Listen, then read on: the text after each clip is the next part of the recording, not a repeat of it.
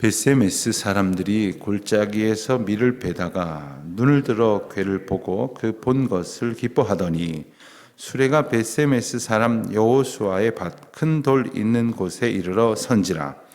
무리가 수레에 나무를 패고 그 암소들을 번제물로 여호와께 드리고 레위인은 여호와의 궤와 그 궤와 함께 있는 금 보물 담긴 상자를 내려다가 큰 돌 위에 두매 그날에 벳세메스 사람들이 여호와께 번제와 다른 제사를 드리니라. 블레셋 5 방백이 이것을 보고 그날에 에그론으로 돌아갔더라. 블레셋 사람이 여호와께 속건 제물로 드린 금독종은 이러하니 아스돗을 위하여 하나요, 가사를 위하여 하나요, 아스글론을 위하여 하나요, 가드를 위하여 하나요, 에글론을 위하여 하나이며 드린 바 금쥐들은 견고한 성읍에서부터 시골의 마을에까지 그리고 사람들이 여호와의 궤를 놓은 큰 돌에 이르기까지 5 방백들에게 속한 블레셋 사람들의 모든 성읍들의 수대로였더라. 그 돌은 벳세메스 사람 여호수아의 밭에 오늘까지 있더라. 벳세메스 사람들이 여호와의 궤를 들여다 본 까닭에 그들을 치사 57,000명을 죽이신지라. 여호와께서 백성을 쳐서 크게 살육하셨으므로 백성이 슬피 울었더라. 벳세메스 사람들이 이르되 이 거룩하신 하나님 여호와 앞에 누가 능히 서리요?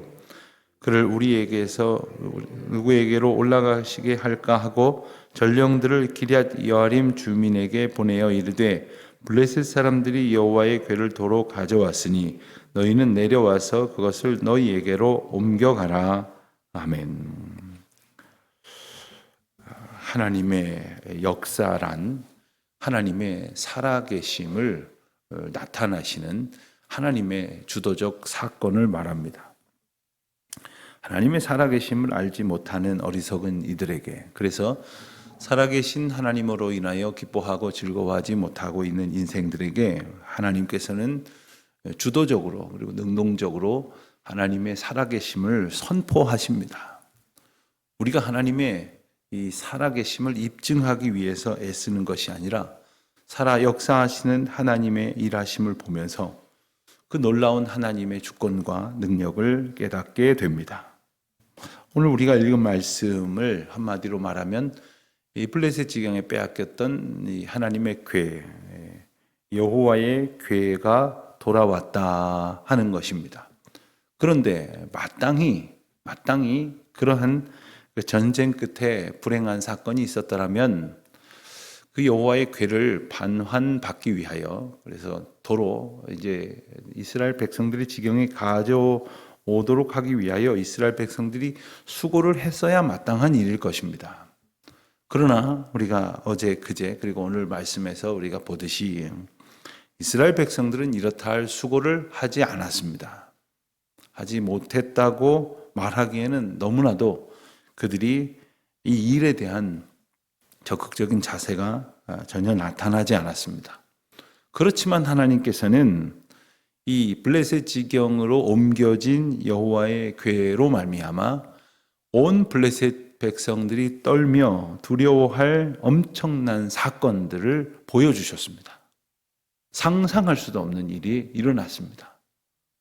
여호와의 궤를 전리품쯤으로 여기고 자기들이 섬기고 있는 다곤 신상 앞에, 신전 앞에, 그 신상 앞에다가 세워 놓았더니, 그리고 그 앞에서 마치 이제 항복을 하듯이 그렇게 갖다 두었지만 오히려 다음날 아침에 보니까 자기들의 다곤 신상이 그 여호와의 궤 앞에 엎드려져 있었고 다음날에는 목과 팔다리가 끊어져 있는 그야말로 놀라운 사건을 그들은 경험하였다가 이리저리 여러 다른 도시로 그 여호와의 궤를 옮겨 놓던 중에 마침내 그들이 온전히 하나님을 의지하지 못하는 불신앙적인 방법으로 이제 이스라엘 지경으로 법궤를 보내게 된 겁니다.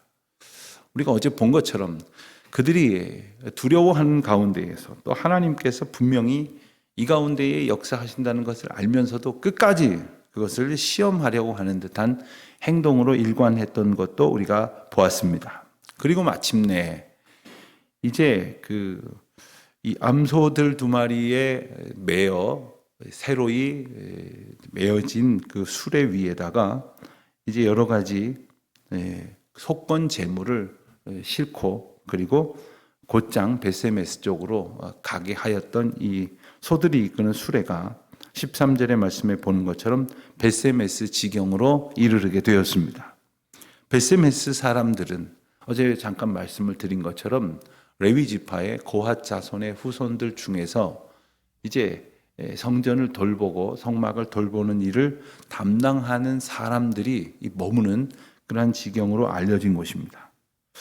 그 지경에 있었던 사람들은 아마도 이제 블레셋 지경으로 빼앗겼던 법궤에 대한 이야기, 그리고 이제 지난 며칠간 있었던 법궤가 돌아오게 될 것 같다고 하는 그런 소문을 들었던 모양입니다. 그들은 골짜기에서 밀을 베다가 눈을 들어보니까 이제 소 두 마리에 이끌려온 수레를 보게 되었고 그것으로 인하여 기뻐하였다 했습니다. 14절에 보니까 그 수레가 오는 장면을 한번 생각을 해 보십시오. 무슨 이 수레를 잘 이끌어오는 목동이 있었던 것도 아니고 또 누군가 이렇게 그 수레를 조종하는 그런 사람이 있었던 것도 아닙니다. 그 소들이 이끄는, 즉 하나님께서 그 말 못하는 민물인 그 소 두 마리를 움직이셔서 그 수레가 베세메스 지경에 왔는데 어디에 와서 멈췄느냐? 여호수아라고 하는 이름을 가진 자의 밭, 큰 돌 있는 곳 앞에 섰다 했습니다. 여기서 큰 돌이란 바로 이제 제사를 지내는 돌이었을 것이다, 이렇게 추정할 수 있는 그러한 장소라고 하겠습니다. 그곳에 이르러서 소가 섰습니다. 누가 이렇게 이 일을 지휘할 수 있겠습니까? 누가 이 일을 만들어갈 수 있겠습니까? 하나님께서 하시는 일들을 보면 정말 한치의 오차도 없이 엄청난 하나님의 경륜과 섭리 가운데 일하신다는 것을 보게 됩니다. 우리가 때로는 이게 도대체 어떻게 될까? 어떻게 해야 이 일이 이루어질까? 하지만 돌아보면 하나님께서는 하나님의 때에 하나님의 방법에 따라서 기가 막힐 웅덩이에서 어려움에 빠져 있는 우리를 건져내시고, 또한 하나님께서 찬송을 받으시기에 합당하신 방법으로 그 일을 이루어 가실 것입니다. 오늘 말씀도 보면 그 큰 돌이 있는 곳에 섰을 때에 무리가 이제 거기서 그 암소들을 번제물로 여호와께 제사를 지냅니다. 무리가 수레에 나무를 패고, 그래서 가만히 보면 그 수레, 그리고 그 수레에 딸려온 그 속건 제물들, 그리고 그 수레를 끌고 온 그 암소 두 마리가 고스란히 그 제사에 바쳐지는 그러한 모습을 보게 됩니다. 15절입니다. 레위인은 여호와의 궤와 그 궤와 함께 있는 금 보물들을 담긴 상자를 내려다가 큰 돌 위에 두었다 했습니다. 모든 것을 하나님 앞에 바치는 그러한 제사의 그러한 형식을 갖습니다. 그리고 그때에 베세메스 사람들이 여호와께 번제와 다른 제사를 드렸다고 했습니다. 그런데 한 가지 아쉬운 것은 그들이 이 여호와의 궤가 돌아온 이 엄청나고 역사적인 사건 속에서 정말 하나님의 회복해 하시는 놀라운 은혜의 사건 가운데에서 한 가지 한 가지 그 법도를 따져가면서 보면 하나님께서 마땅히 일러주신 대로 그렇게 최선을 다해서 제사를 하고 있지는 않습니다. 우리가 레위기에서 보듯이 제사는, 번제는 흠없는 수소로 드려야 하는데 일단 암소 두 마리가 눈앞에 있으니 그것으로 제사를 지낸 것 하며, 또한 번제는 번제대로 드려야지 다른 제사하고 함께 드려서는 안 됨에도 불구하고 일단 그 참에 자기들이 하나님 앞에 제사 지낼 것까지 그냥 다 갖다 놓고 그렇게 제사를 지내는 겁니다. 어쨌든 그들의 부족함에도 불구하고 하나님께서는 이날의 사건들을 통해서 분명히 알게 하시려는 사건들이 이어지고 있습니다. 그러한 과정을 지켜보던 블레셋 방백들, 그러니까 블레셋 지휘관들이죠. 멀리서 이 모습을 보고 있다가 이제 마침내 이 수레에 싣고 간 속건 제물을 이스라엘 백성들이 잘 받아서 그리고 그것을 가지고 제사까지 지내는 것을 보면서 이제는 더 이상 우리에게 이 일로 인하여 여파가 없겠구나 하고 안심을 하고 돌아가는 모습이 16절에 나옵니다. 17절, 18절에서는 블레셋 사람들이 이 베세메스로 향하는 그 수레에 실어 보낸 그 속건 제물이 무엇을 의미하는지를 다시 한번 소개하고 있습니다. 어제 말씀드린 것처럼 이 블레셋이라고 하는 국가는 마치 이 5개의 비교적 독립된 그러한 저마다의 도시 국가가 연방을 이루고 있는 듯한 그러한 형식의 국가라고 말씀을 드렸습니다. 그 5개의 대표적인 도시들이 바로 이 금독종 5개를 이루게 한 어떤 근원이 됩니다. 그래서 그 5은 바로 아스돗, 가사, 아스글론, 가드, 에글론이라고 하는 곳인데 그 5곳을 상징한 그 5가지의 그 금독종 그리고 금쥐 이것을 이제 실어 보냈다 하는 겁니다. 19절입니다. 그런데 이 베세메스 사람들에게 있어서 예기치 못한 엄청난 사건이 벌어집니다. 그것은 그 사람들이 자기 지경으로 이끌림 바 되어 온 그 여호와의 궤를 들여다본 까닭에 하나님께서 그들을 치셨고 5만 혹은 그냥 70명을 죽이셨다. 성경은 이렇게 기록하고 있습니다. 우선 이 괄호 안에 여러분들 가진 성경에도 5만이라고 하는 글자가 괄호 안에 처리가 되어져 있는데 이것은 어떤 사본에는 이 5만이라고 하는 숫자가 표기가 되어 있는 것도 있고 그렇지 않은 것도 있기 때문에 그래서 괄호 안에 이제 구분을 해 두었습니다. 어떤 의미에서 보면 여호와의 궤를 들여다본 사람이 죽임을 당한 사건인데 아마도 그 마을에 혹은 그 궤를 들여다보는 어떤 시간적인 정황 속에서 수만 명에 이를 것이라고 보기 어렵지 않겠느냐 이런 주장을 펼쳐서 그냥 70명이 더 정황상 타당하지 않겠느냐 이렇게 이해를 돕는 이야기들이 더 많습니다만은 어떤 사본에 분명히 5만이라는 글자가 있기 때문에 성경은 이것을 제하지 않고 그대로 이렇게 우리에게까지 전해지고 있는 것입니다. 중요한 것은 베세메스 사람들에게 이날 벌어진 일은 여호와의 궤가 돌아왔다는 것인데 이 기쁘고 복된 날 70명이든 5만 70명이든 그들이 하나님의 징벌을 받아 죽었다는 거예요. 뭐 때문입니까? 여호와의 궤를 들여다보았기 때문인데 아마도 어떤 사람은 변명하기를 잘 왔는지 혹은 그 안에 있어야 할 물건들이 잘 있는지 봤다 이런 말을 할런지 모르겠습니다만 그것은 분명히 하나님께서 여호와의 궤를 통해서 갖도록 하게 하신 마음과 멀어져 있었던 단지 어떤 그들의 관심이나 호기심 그리고 그들이 가지고 있었던 그저 인간적인 생각에서 하나님의 궤를 경외하지 않은 까닭이었기 때문에 이런 엄청난 사건이 벌어졌다고 말할 수 있겠습니다. 민수기 4장 20절 말씀을 보면 이 법궤를 들여다본 사건이 어떤 것인지를 이해하게 하시는 말씀이 나옵니다. 그들이 잠시라도 들어가서 성소를 보지 말라. 그들이 죽으리라. 성소와 지성소는 아무나 들어갈 수 있는 것이 아닙니다. 누구도 들어가서 볼 수 있는 것이 아니라는 말입니다.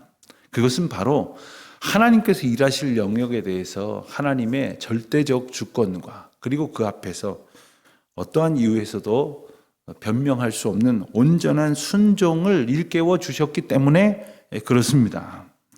그렇기 때문에 오늘 본문의 사건은 단지 이게 혼이 난 사건이 아니라 그들이 가지고 있었던 자세가 무려 7개월 동안이나 법궤가 블레셋 지경에 가 있었음에도 불구하고 여호와의 궤를 사모하며 기다리며 그리고 그 궤의 귀환을 맞이하는 그들의 자세가 여전히 하나님께서 일러주신 생각에 가까이 있는 것이 아니라 자기들의 생각, 그저 자기들의 인간적인 마음, 자기들 마음대로 하고 있다는 것을 보게 하시는 것입니다. 오늘날 우리가 신앙생활을 하면서 하나님께서 분명히 말씀 가운데 일러주신 어떤 형식과 자세가 있습니다. 그러나 시대가 변했지 않느냐면서 형식도 깨뜨리고 심지어 그 마음 가운데 분명히 담아두어야 할 하나님을 향한 온전한 신뢰와 순종과 그리고 하나님께서 우리에게 이끌어 가시는 일에 대한 절대적인 그러한 믿음의 고백이 상실된 채 자기 마음대로 그저 이게 믿음이라며 자기를 스스로 혼란케 하는 그러한 궤변으로 일관하는 경우들이 또 얼마나 많이 있습니까? 오늘 이 말씀은 그저 지나갈 사건이 결코 아닙니다. 아마 성경을 읽어보시다 보면 이 구절을 보면서 아니 교회를 좀 들여다 보았기로서니 뭐 넘어뜨려서 망가뜨린 것도 아니고 그리고 그것을 회파한 것도 아니고 그저 좀 들여보았기로서니 이렇게까지 하실 일이 있는가라고 생각이 든다면 그것은 그 정도는 내 마음대로 그 정도는 내가 변명할 수 있는 대로 해도 되는 것 아니냐라는 생각이 그 마음 가운데 자리하고 있기 때문에 그렇습니다. 교회 안에서 또 신앙 공동체 안에서 믿음의 삶 가운데에서 아니 이럴 수도 있지 이렇게 하는 게 뭐가 그렇게 큰 잘못이라고 라고 말하는 것은 이게 적으나마 잘못인 것은 아는 거예요. 그럼에도 불구하고 그래도 저런 사람들보다는 내가 낫지 않느냐고 그래도 믿지 않는 사람보다는 적어도 우리가 훨씬 더 하나님 앞에 낫지 않느냐며 우리식의 해석을 해가려고 하는 것이 얼마나 많은지 모릅니다. 오늘 우리는 절대로 내 생각이나 우리 주변에 있는 사람들의 모습이 기준이 되어 생각하고 판단해서는 안 됩니다. 하나님께서 말씀을 통해서 그리고 우리에게 이끌어 주시는 그 모든 그 순종의 조건들을 통해서 이끌어 가시는 그에 합당한 믿음의 삶 그리고 그 믿음에 합당한 고백을 드릴 수 있도록 언제나 주의 말씀 앞에 우리 자신을 겸비하는 그리고 그 말씀 앞에 비추어 우리를 주님 앞에 온전히 드리는 순종의 사람 될 수 있도록 힘쓰는 그런 저와 여러분의 삶이 되시기를 주님의 이름으로 축원드립니다. 기도하겠습니다. 하나님 아버지, 저희들이 가지고 있는 생각이 기준이 되지 않도록 하여 주시옵시고 그렇게 위하여 늘 주님을 묵상하고 주님의 말씀을 붙들고 주님께서 순종하게 하시는 이유를 저희의 삶에 오직 한 가지 소원의 목적으로 삼고 살아가는 저희들 되게 하여 주시기를 기도드립니다. 연약한 저희들입니다. 어리석은 저희들입니다. 성령께서 깨닫고 분명히 알게 하여 주시옵소서. 예수님의 이름으로 기도드립니다. 아멘.